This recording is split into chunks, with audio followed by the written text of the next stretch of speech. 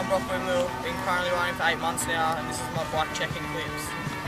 The bars I'm currently running are Colt 29-inch bars with ODI grips and bar ends.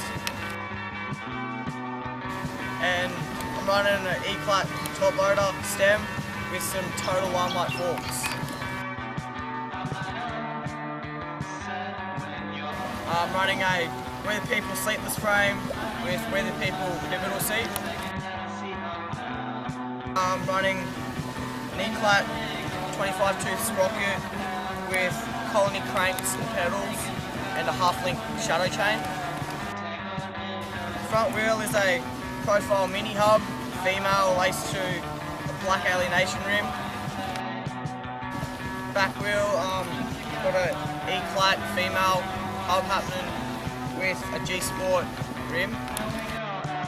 The tyres I'm currently running are Tioga Street Blocks 20 by 2.15.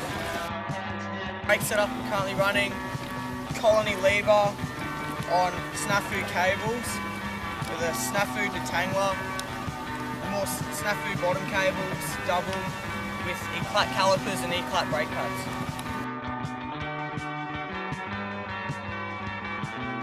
And here's some clips.